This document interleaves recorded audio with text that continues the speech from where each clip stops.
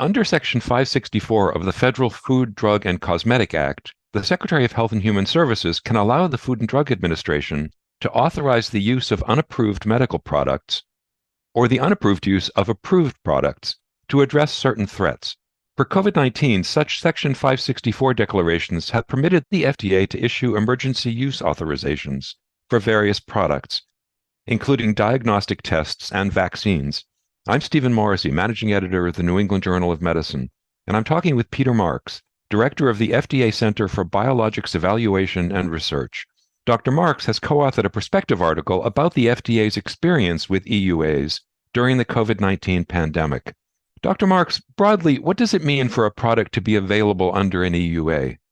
So a product that's available under an emergency use authorization means that it is essentially a product that would normally have to be an investigational product under an investigational new drug application if it were being used broadly. And the emergency use authorization, the authority, allows us to make that product available without the need for informed consent in cases when there is a public health emergency declared, such as when there's a chemical, biological, or radionuclear threat.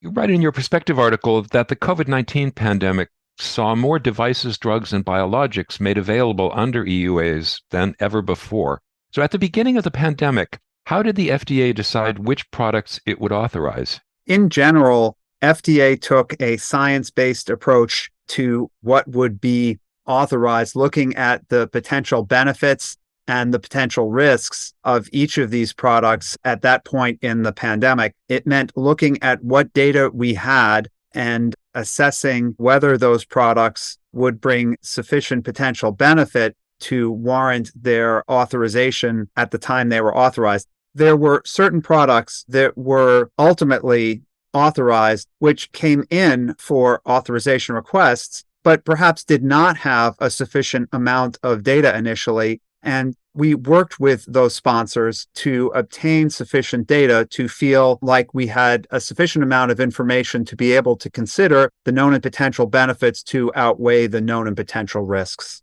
So as you note in your article, the COVID-19 public health emergency will be declared over in May. So what, if anything, will that mean for the availability of medical products that are under EUAs?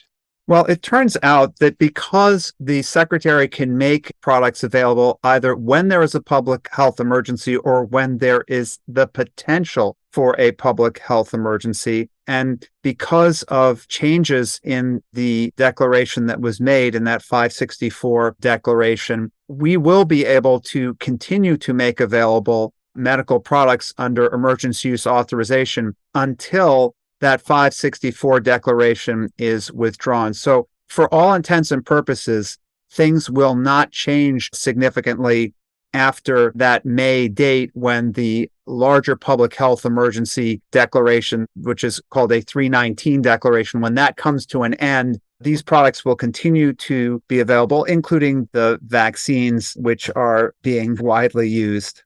So eventually, I'd imagine EUAs will be terminated after a determination by the Secretary of Health and Human Services. And what would happen to previously authorized products at that point?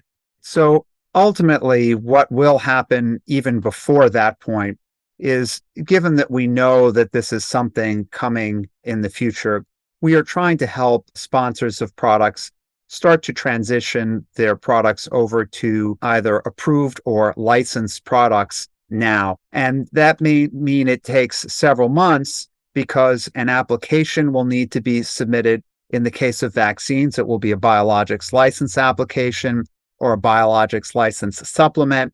For drugs, it would be a new drug application. For devices, it would be either a clearance or a pre-market authorization. All of those will need to be happening in order to transition these products from the emergency use authorities to conventional products. And the whole idea here, and this was actually considered when these laws were made, was that there would be a period in which transition could occur. And so we will help facilitate this transition over the coming months, since we know it is likely to need to occur anyway.